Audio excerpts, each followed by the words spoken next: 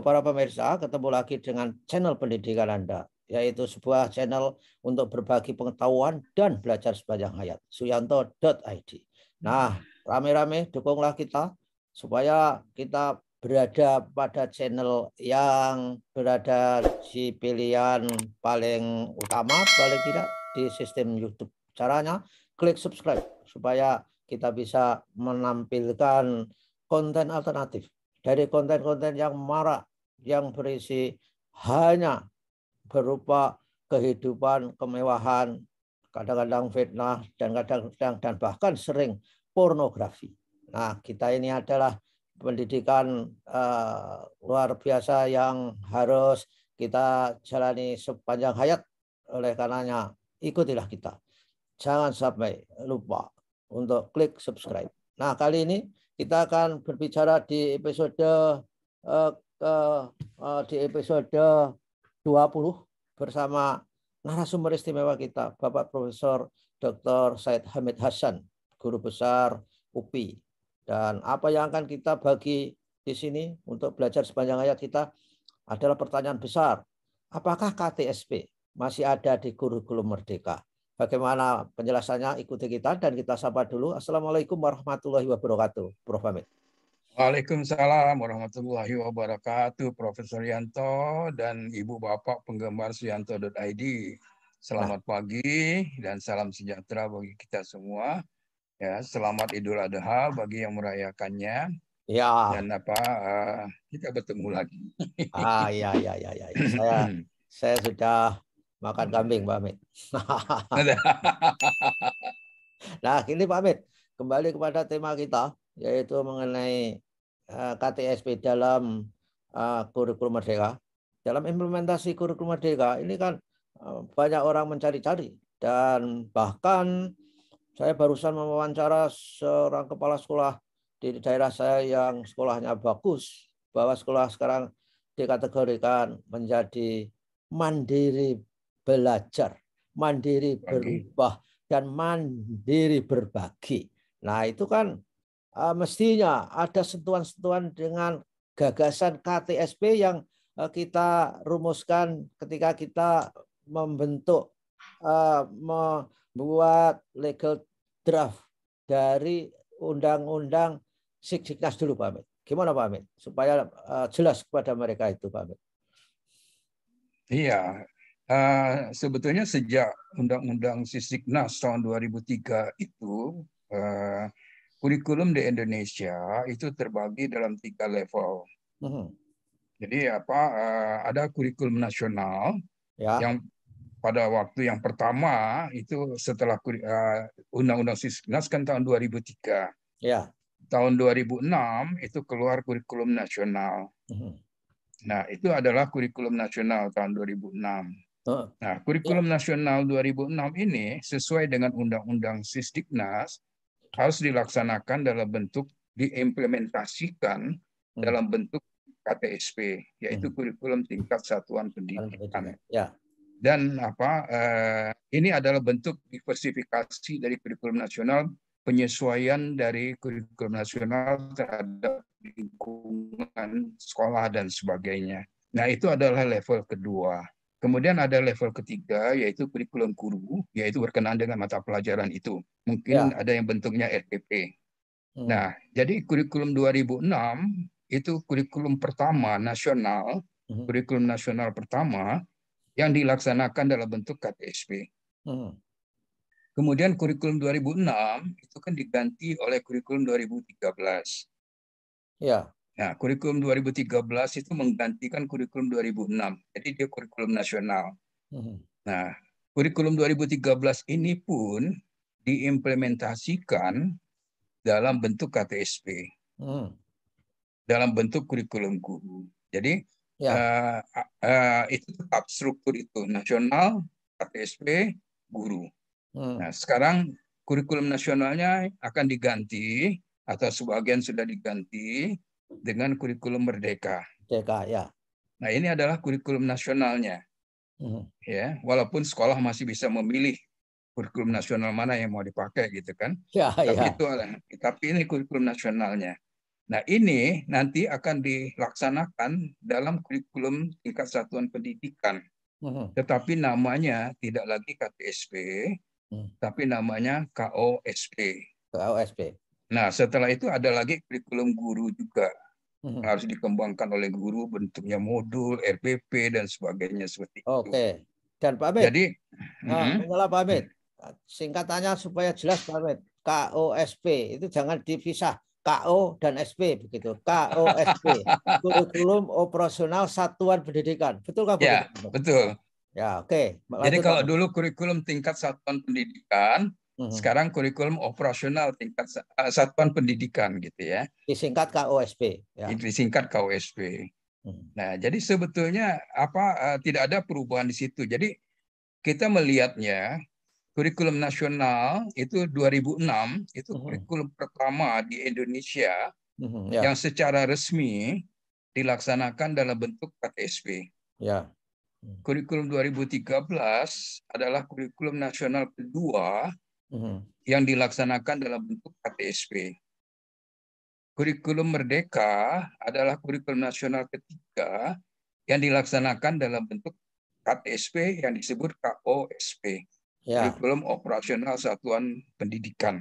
Ya, jadi Pak Hamid, kembali kepada tema saya, jawabnya sudah jelas sekarang. Temanya tadi saya akan bertanya di awal, bahwa adakah KTSP di kurikulum Merdeka? Jawabnya masih dan ada. Masih.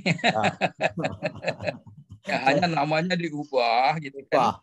Ya, karena di dalam Undang-Undang 16 itu dinamakan operasional ya. Jadi namanya kan seperti itu, walaupun undang-undang itu tidak memberikan nama khusus gitu kan. Nah, kemudian oleh peraturan menteri nama itu kan dinamakan kurikulum tingkat satuan pendidikan. Jadi itu sekarang diubah menjadi KOSP, kurikulum operasional satuan pendidikan. Jadi dasarnya itu ada. Nah, karena itu kalau kita membandingkan kurikulum nasional 2006 dengan 2013 dengan kurikulum Merdeka, levelnya itu. Kita kalau kita membandingkan KTSP kurikulum 2006, KTSP ke 2013. Ya, karena kalau dengan kata lain, KTSP itu adalah merupakan manajemen bagaimana kurikulum nasional diimplementasikan. Sehingga itu betul mirip seperti orang berbicara antibiotik. Itu ada yang namanya tetrasiklin, amoksan, amoksilin, dan sebagainya. Mungkin begitu, Pak Ahmed. Jadi KTSP itu sejajar. Ya, KTSP tidak sejajar dengan kurikulum nasional, kan begitu. Ya kan? Iya. Jadi kalau antibiotik tadi kurikulum nasionalnya gitu kan. Ya. Yang kita beri 2006, 2013 sekarang kurikulum Merdeka gitu ya. Nah, sedangkan yang amoxicillin dan sebagainya itu nama itu ya KTSP itu. Nah, setiap sekolah itu setiap satuan pendidikan bisa berbeda. Di wilayah Bantul sendiri setiap SD bisa berbeda, setiap SMP bisa berbeda. Ada unsur-unsur yang dimasukkan yang membedakan, walaupun unsur nasionalnya tetap sama gitu kan.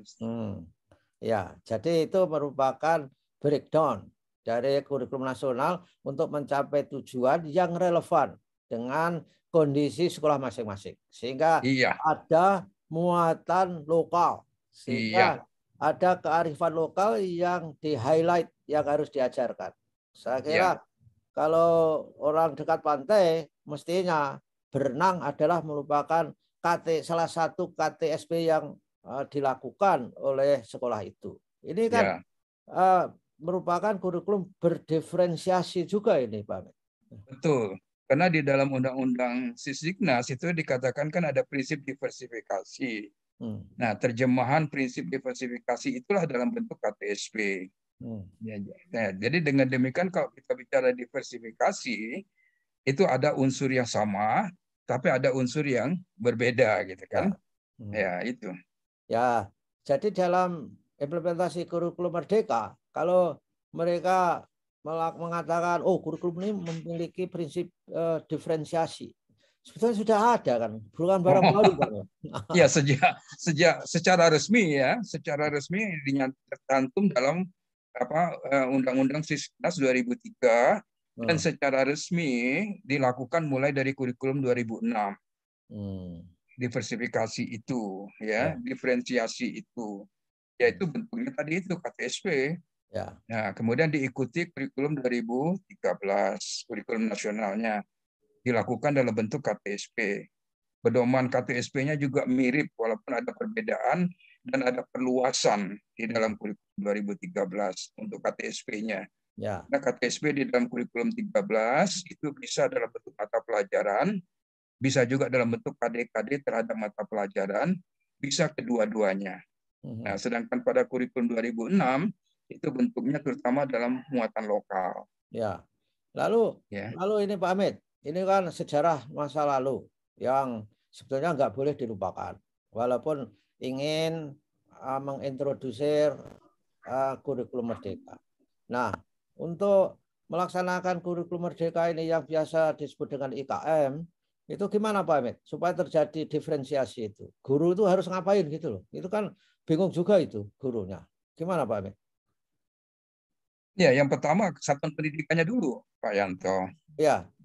Satuan pendidikannya harus merumuskan kembali, seperti juga KTSP gitu kan, visinya apa, misinya apa, kemudian struktur kurikulumnya, di mana muatan lokal tadi masuk dan sebagainya, seperti itu. Nah, kemudian baru guru mengembangkan kurikulum gurunya, bentuknya modul, bentuknya RPP.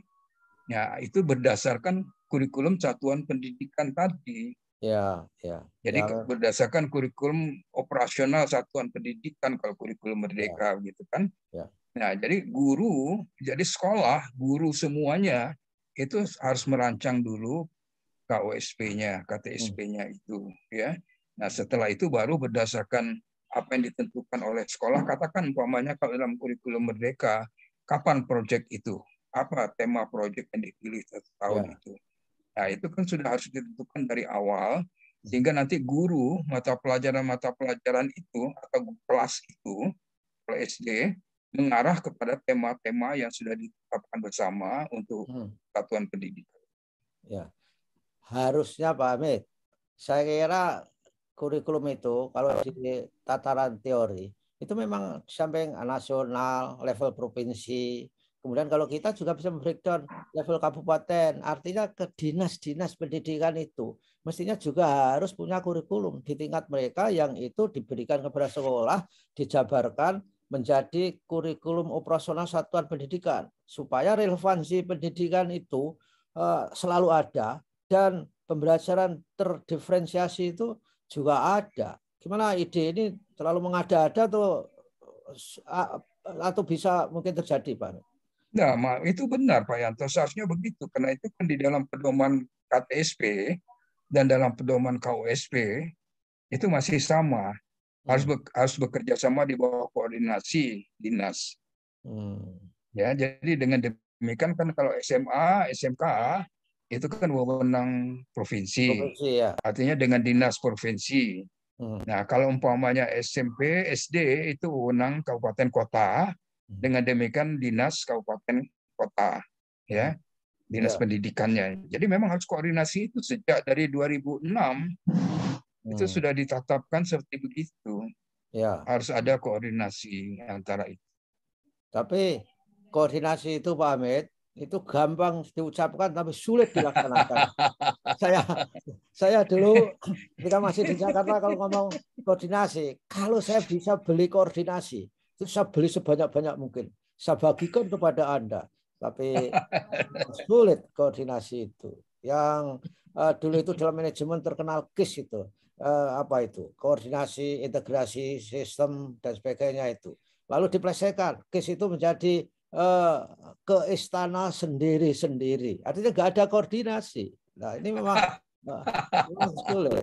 Apalagi pembelajaran berbasis proyek ini. Saya membayangkan kalau koordinasinya nggak baik, sinerginya nggak baik antara kepala sekolah, guru, antara guru dengan guru dengan siswa, itu kan menjadi persoalan yang serius, Pak Hamid. Gimana, Pak Hamid?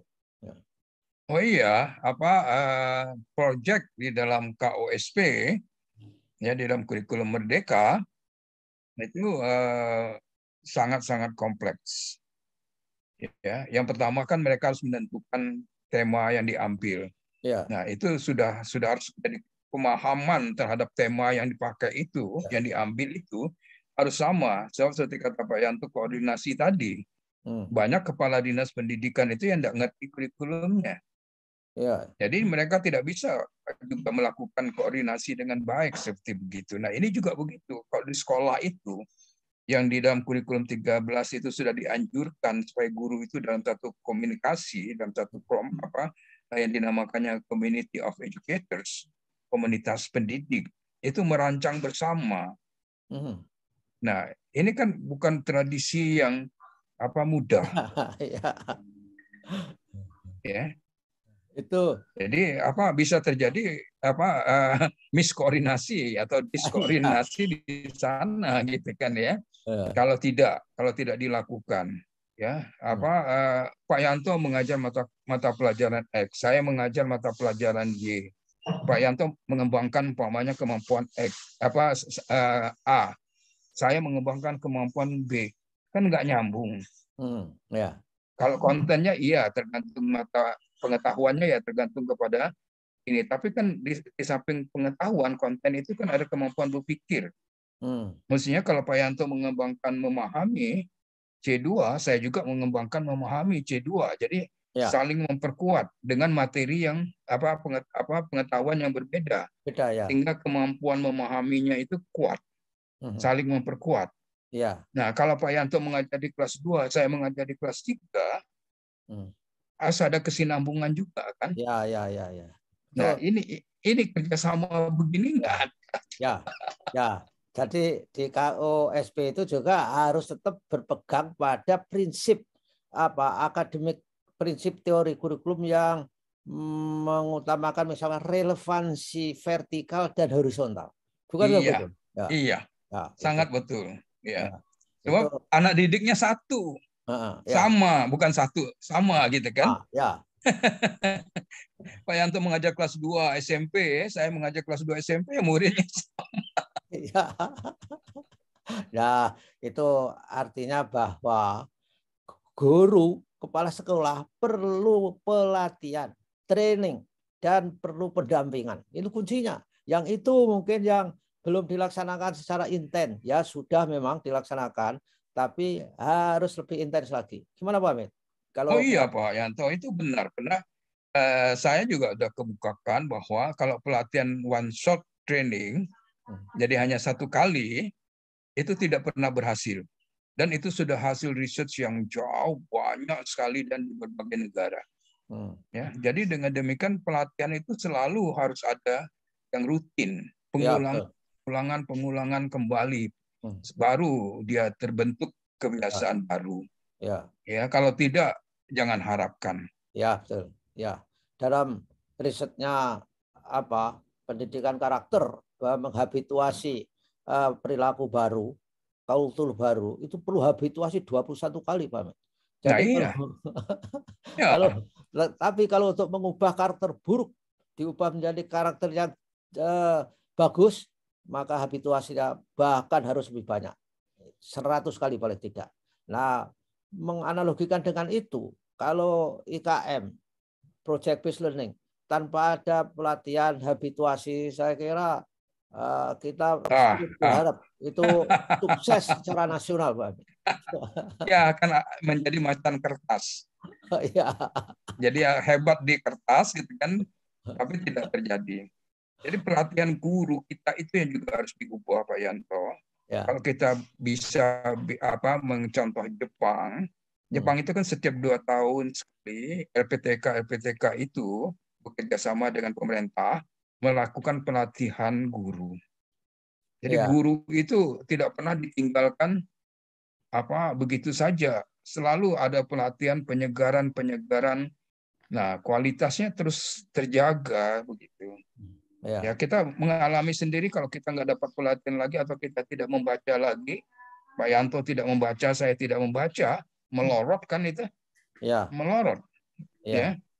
Nah, guru Demikian juga karena dia sibuk dengan pekerjaannya yang sangat berat, apalagi 24 jam tatap muka, itu kan sama dengan 72 jam kerja. Ya. Padahal ILO hanya mengatakan 42 jam hanya boleh. Ya. Supaya masih ada punya waktu untuk mandi maksudnya.